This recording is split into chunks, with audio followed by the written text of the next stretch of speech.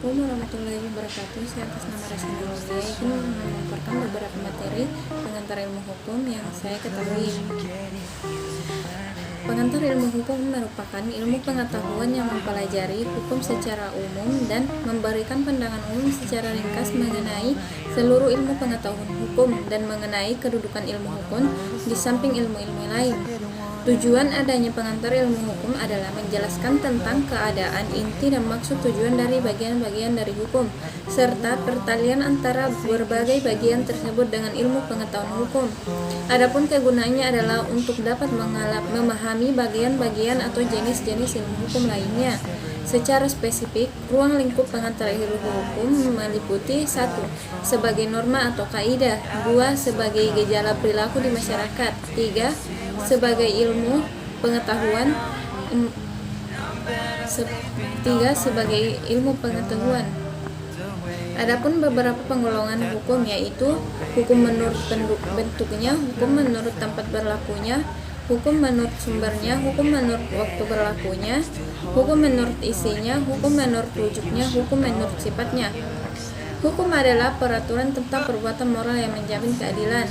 Ciri-ciri hukum: adanya perintah dan larangan. Perintah dan larangan tersebut harus ditaati oleh setiap orang. Sifat hukum: sifat hukum ada 2, yaitu memaksa dan mengatur. Hukum yang memaksa yaitu hukum yang dalam keadaan bagaimanapun harus dan memiliki paksaan mutlak, sedangkan hukum yang mengatur yaitu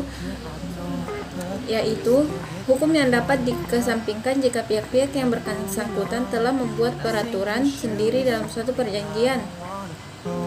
Masyarakat dan tatanan sosial: menurut kodratnya, manusia adalah makhluk sosial atau makhluk bermasyarakat. Selain itu, manusia juga diberikan akal pikiran yang berkembang serta dapat dikembangkan. Definisi kaidah dan norma. Kaidah adalah patokan atau ukuran ataupun pedoman untuk berperilakukan atau bersikap tindak dalam hidup. Jenis-jenis kaidah yaitu kaidah alam dan kaidah kesusilaan. Subjek hukum. Subjek hukum adalah segala sesuatu yang dapat mempunyai hak dan kewajiban menurut hukum, atau segala pendukung hak dan kewajiban menurut hukum.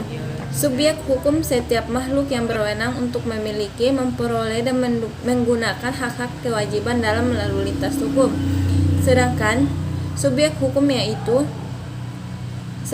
sifat subjek hukum yaitu mandiri, terlindungi, menjaring, kawan, perantara. Badan hukum.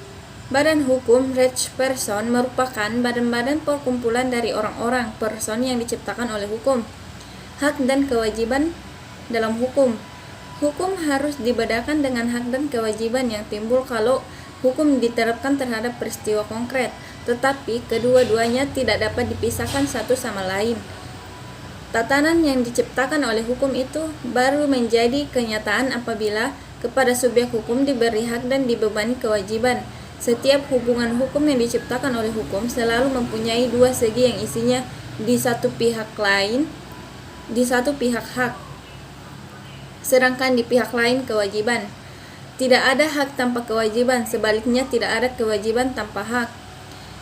Eksistensi hak dan hukum. Untuk terjadinya hak dan kewajiban diperlukan suatu peristiwa yang oleh hukum dihubungkan sebagai suatu akibat, artinya seseorang terdapat suatu benda mengakibatkan timbulnya kewajiban pada orang lain, yaitu menghormati dan tidak mengganggu hak tersebut. Tujuan hukum. Tujuan pokok hukum adalah menciptakan tatanan masyarakat yang tertib, menciptakan ketertiban dan keseimbangan. Dengan tercapainya ketertiban di dalam masyarakat, diharapkan kepentingan manusia akan terlindungi. Ciri-ciri hukum. Untuk mengenal hukum juga harus dapat mengenal ciri-cirinya, yaitu adanya perintah atau larangan. Perintah dan larangan itu harus dipatuhi, ditaati setiap orang.